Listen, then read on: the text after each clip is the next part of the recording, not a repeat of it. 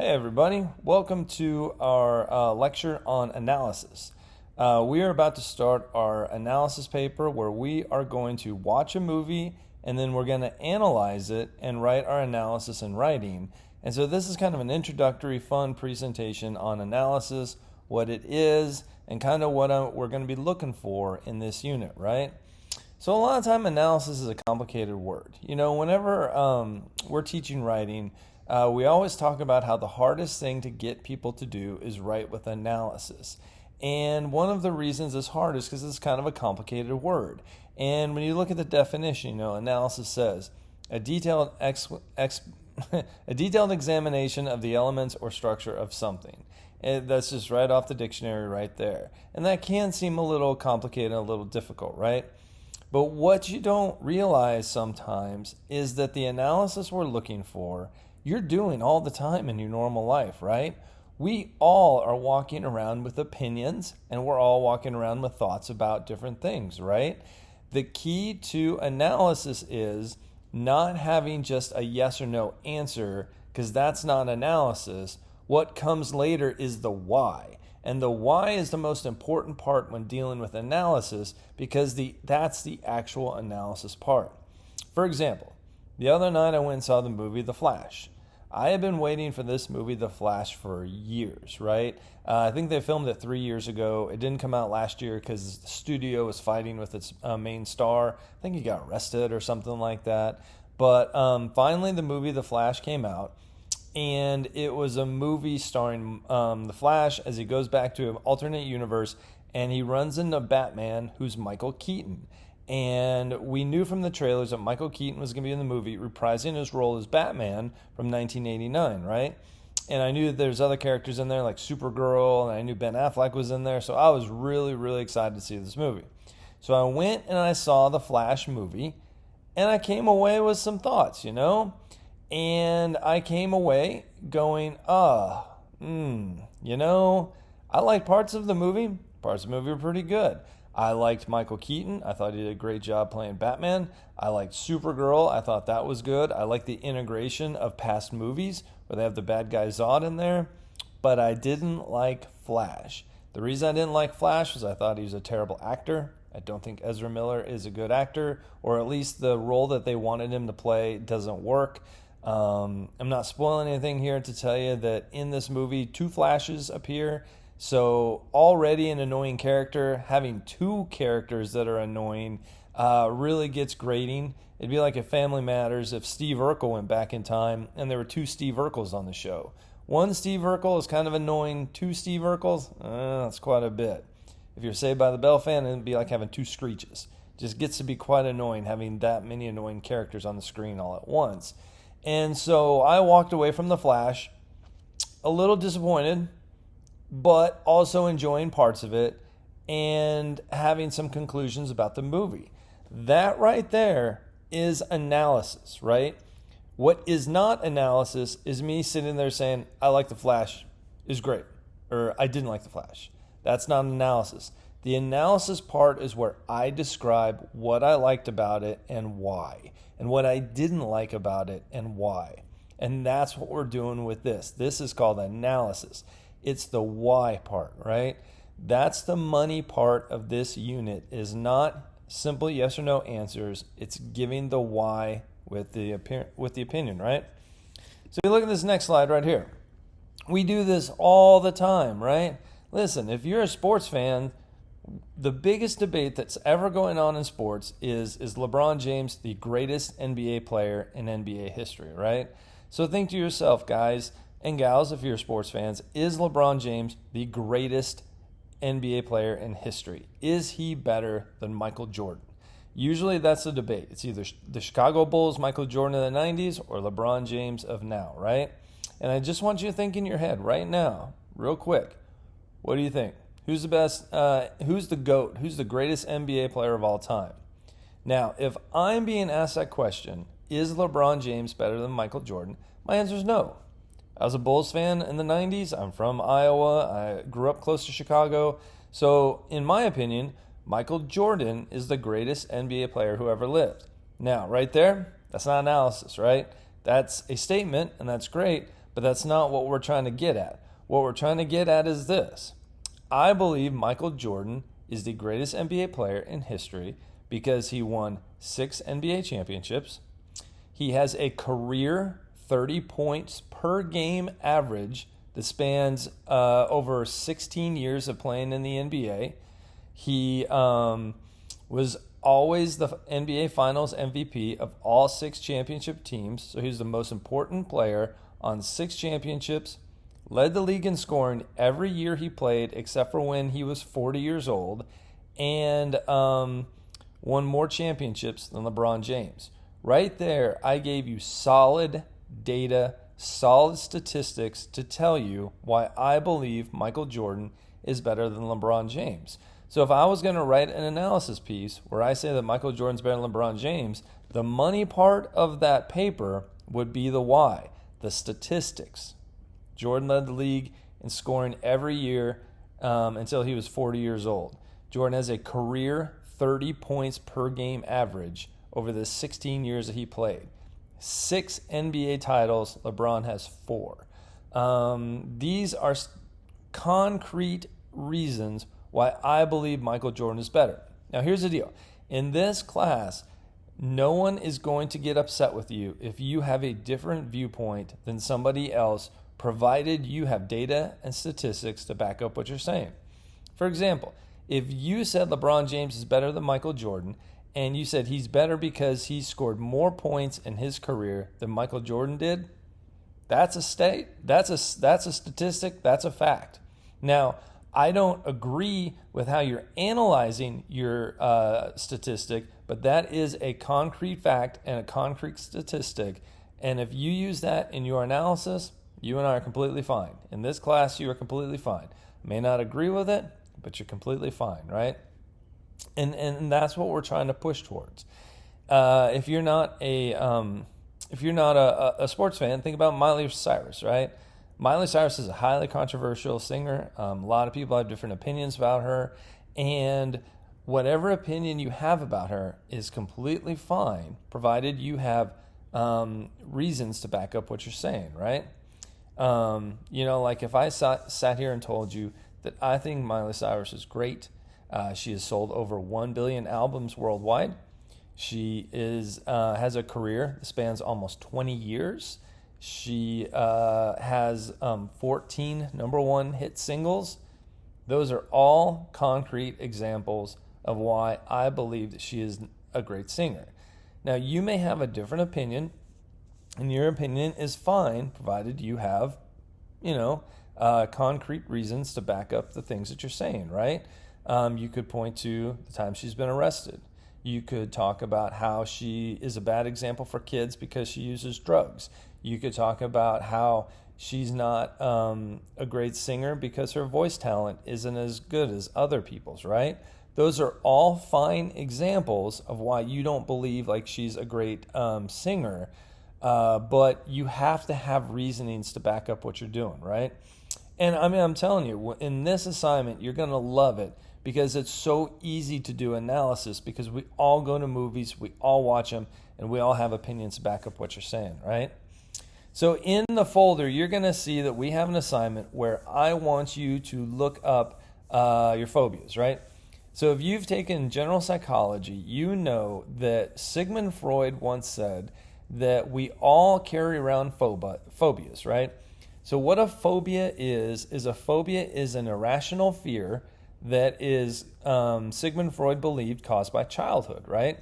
So we all have these irrational fears of things, and everybody is irrationally afraid of something, right? And Sigmund Freud, the great psychologist, I feel like I'm repeating myself, sorry. Sigmund Freud, the great psychologist from Germany, once said that phobias were caused by a traumatic event as a child and being really scared of something, right? And so he believes that these childhood events negatively affect us even as grown-ups to where we have these completely irrational fears based on something that happened to us when we were children, right? And so in that folder, you're going to see a list of the top 100 phobias in the United States of America. What I want you to do is I want you to go through that list and I want you to count all the phobias that apply to you, Okay. Some of you may have one or two. Some of you may have 10, right? I've seen some students, they get up into 12, 13, right? My wife, she easily has 14 or 15 of those, right? But go through that list and find the ones that you believe apply to you. Now, here's the thing. Everybody's kind of creeped out by spiders, okay? A phobia is if you have this irrational fear of it, right? Like it shakes you to the core afraid, right? Everybody gets nervous public speaking, but a lot of people don't get super, super scared of it, right? So as you're going through the list, find the ones that, is a drop dead fear of yours where it terrifies you to the core, right? And what I want you to do is I want you to make note of the ones that you apply to you, and then I want you to, I want you to put those in the discussion board. And for one of your phobias, I want you to give me what happened to you as a child that you believe gave you that phobia, right? So, like look at me, okay? I put on the discussion board my examples, right? I have a phobia of birds, and I have a phobia of heights, right? When I was a kid, my twin sister and I were climbing a tree, and we got really close to a robin's nest. And when you get close to a robin's nest and there are baby birds in there, the mother robin bird decided to start dive bombing us, and she's chased us from the tree into the house. Just a bird dive bomb and chase us. If you've never seen it, go to YouTube. You can see birds chasing you all the time, right? And I remember that happened one day. And then later that week, we're at Adventureland, which is a theme park in Iowa. And my brother got bit by a goose. And it didn't even bite me, it bit my brother. And for whatever reason, that alone was enough to terrify me. So now I am terrified of birds. Seriously, you should see. When I take my kids to those farms where you can have animals and stuff, I freak out. I do not like birds. You can ask my family. Anytime I'm close to one, if I'm close to a chicken, I'm close to just a regular bird, I get really, you'll see me walk like this. You'll see me really get away from birds. I freaking hate them. Oh, do I hate birds. They terrify me. They really, really do. I remember I was teaching high school at this high school in Murfreesboro, and I'm walking down the hallway one day. I'd been there 2 weeks. This was 2 weeks into my job, and a freaking bald eagle crashed through a window into the hallway where I was out. I freaked out. It was a religious school, and I said some words that religious schools definitely don't want you saying. But what was I supposed to do? My worst fear came true. I was walking down the hallway and a bald eagle crashed through the window, and I freaked out. Like Satan himself was attacking me. It's absolutely terrifying. Absolutely terrifying. I'm also afraid of the woods. Afraid of the woods too. When I was a kid, we went on a family trip to Michigan. And when I grew up super poor, right? And so my parents camped everywhere we went. And one day my sister and my brother and I went out looking for sticks. I was in 4th grade. So think about this. My twin sister and I were both in 4th grade, and my brother's in kindergarten. We go out looking for sticks, and we get lost in the woods. So we get lost in the woods, and my sister takes off running, right? Because she freaks out. She just takes off running. And I didn't know what to do. I knew she was going the wrong way, so I didn't follow her, right? And so we got separated right off the bat. And so for hours and hours and hours, my brother and I walked through the woods, terrified, scared, had no idea what to do, right? We came out to a clearing outside of the woods, and there's this clearing, and there's a farmhouse. So we went up to the farmhouse, and we knocked on the door. And this guy comes to the door, and we told him what happened, right? This could have gone bad so many ways, right?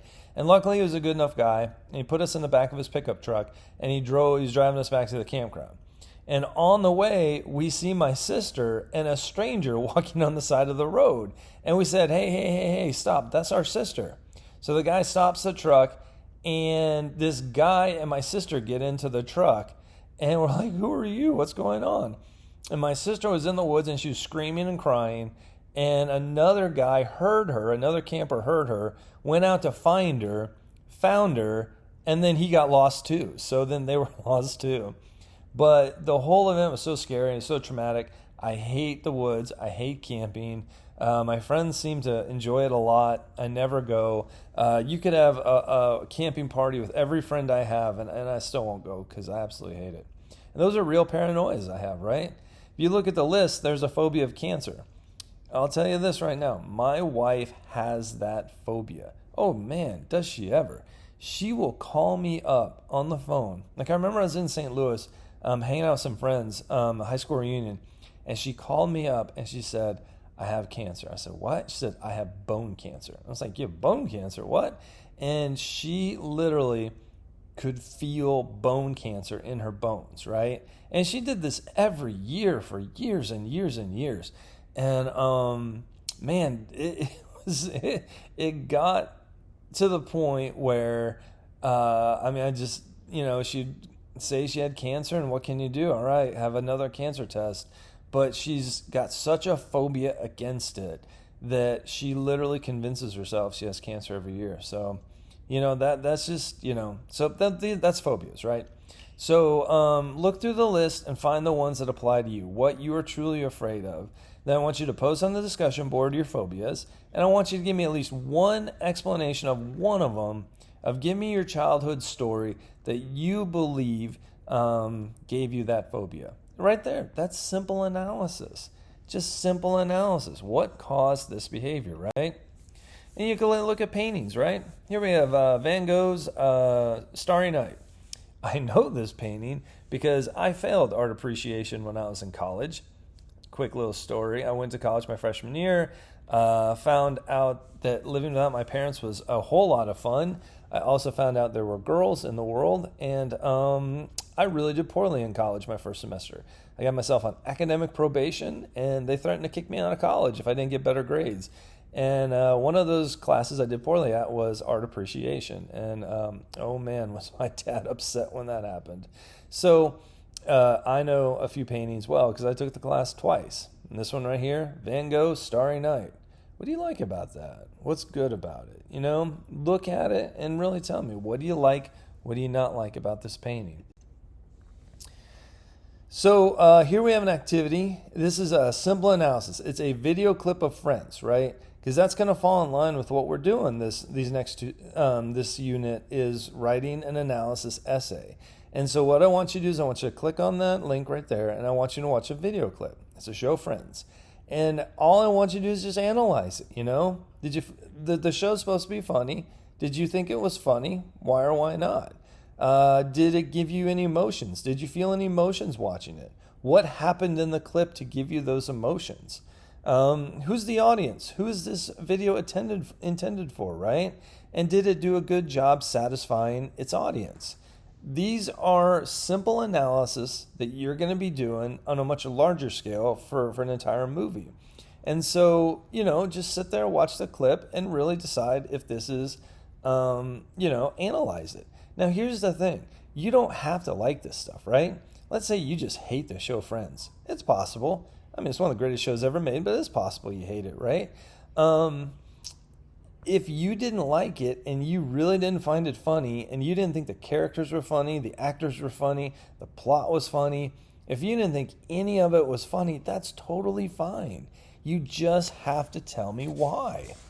All right, my door popped open, my front door, and I'm closing this thing because my biggest fear is that a bird flies into my house and I can't get it out. I'm dead serious. I'm not joking about this in the least. I am absolutely terrified of birds. I think if a bird got in my house, I'd just move out. I really would. I would just move out, call an exterminator, and I'd stay at a hotel until the bird was gone. I hate them. So analyze the clip and just kind of think, did they do a good job? Did you like it? Did you find it funny? Why or why not? Remember, the most important part is the why. Why? What happened? And this is what I want you to do is I want you to think about this, right? The President of the United States, so here's the scenario. And you're going to write this down. I want you to give me at least a good paragraph here, right? Actually, a couple paragraphs because we're going to have some supporting evidence here. The President of the United States wants to decriminalize all forms of drugs in the United States of America. I want you to imagine a scenario where it's no longer illegal to create, sell, or consume drugs. What do you think about this situation, right? And so I want you to think in your mind, what do I think about that? Let's say drugs were legal, right? Let's say you could go to Walgreens right now and your back hurts so you can buy some oxycodone. You say you want to buy some OxyContin for your back. Let's say you're having some anxiety issues. You want to get a little weed, smoke some weed. Is that a good thing, right? Is it? I'm not going to tell you what to believe. I'm not going to tell you if you should believe it's a good thing or a bad thing, right? I want you to think, is that a good thing, right? So for this kind of writing, what we need you to form hot takes, right? For those of you who watch sports, you know what I'm talking about when I say a hot take. It's like, if you ever watch ESPN, they always have these sports debate shows now, right? Where these two guys get on TV and they debate sports. And they debate, who's the best player, what should the Warriors do this offseason, who should the Bears add in the draft. And then they debate it back and forth where they give these strong opinions and then they debate them back and forth, right? Same goes with the news. If you ever watch the news, most cable news shows are where they give a little piece of the news and then they give hot takes, which are strong reactions to what they're talking about. In the case of a news television show, a strong hot take, hot opinion about the news that they are talking about, right? And that's what you've got to do for this kind of writing, is you've got to form hot takes. In the context of this assignment, it's going to be a hot take about the movie that you watched, right? Where you've got to think of real strong opinions about it. Was it good? Was it bad? How was the acting? How was the music? Did the plot make sense? Did the movie fulfill the intentions that it was trying to, right? I want you to form hot takes about your movie and come up with really good opinions about it, right? And, sometimes this kind of writing can really be hard for some people. Like if you look at my wife, for example. I know some of you know my wife. If you know my wife, you know that her number one goal in the world is to never offend anybody not named Brian Dudak. She has no problem telling me what's on her mind, but anybody else, she gets really scared and she doesn't have strong opinions when talking with other people, right? Because she doesn't want to make them mad.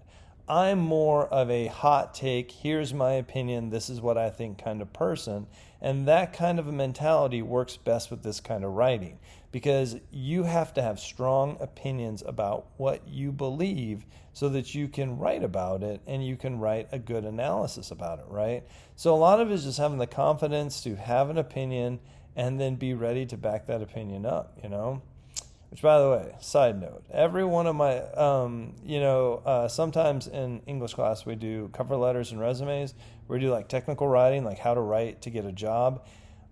And when you write to get a job, especially when you're writing a cover letter, you have to really sell yourself and tell the person who's hiring why you're the best candidate for the job and all the good things that you've done to make yourself a candidate, right? My wife struggles with that. She struggles with being proud. She struggles with looking at her accomplishments and not presenting them in a way to where she's taking credit for the things that she did. My wife's very successful. I am not saying she's not successful at all. She struggles with taking her accomplishments and really telling somebody, hey, I'm the best person for this job because I did this, this, and this. She has self-confidence in that she knows she's good at what she does, but she has a hard time boasting about that. That's a better word, boasting about that when she's applying for a job. And so usually I write her cover letters for her because I'm much better at writing this kind of writing where I'm like, hey, I'm the best person for this job. This is why I'm the best person for this job, right? So that's what I'm saying. So form hot takes when you're doing analysis and really have a strong opinion about stuff, right? If you can really start thinking about that stuff and really start getting your mind in the zone of I'm going to have opinions and they're going to be good opinions, they're going to be strong opinions, and I'm going to be able to back those things up with other things, you'll do great on this assignment. So we need to have good supporting evidence for the opinions that we're making. And so whenever we have an opinion such as, drugs are bad, that's fine, but you've got to have supporting evidence to support your opinions, so that way you have a full and fleshed out analysis section, right? So the things that we're looking for when it comes to supporting our assertions, we're looking for data, we're looking for statistics, we're looking for personal experience, or we're looking for expert opinion, right? So if you are writing a paper, for example, on steroids and how professional athletes should not be on steroids, that's fine to have that hot take that professional athletes should not be on steroids, but you got to have these things here to back up your opinion, right? So for example, data wise, right? Like if you said 80% of professional wrestlers from the 1980s died by the time they were 45 because of their intense steroid abuse, that's pretty good data. That's compelling evidence, right? If you had personal experience where you were like, when I was playing baseball in high school, I used steroids and my heart kept beating super fast and I almost had a stroke when I was going up to bat one day at a game, that personal experience is powerful, right? There's nothing wrong with using personal experience if you have that at your availability, right? Same with expert opinion, right? If you have an expert who's a biochemical engineer who makes steroids saying, hey, these things are bad, you shouldn't use them, you shouldn't abuse them for professional sports, that's great too, right? But we've got to have these parts we've got to have these things to back up our assertions, right? We've got to have data, statistics, personal experience, expert opinion. We've got to have things backing up the things that we're saying. And if we can do that, then we have credible sourcings.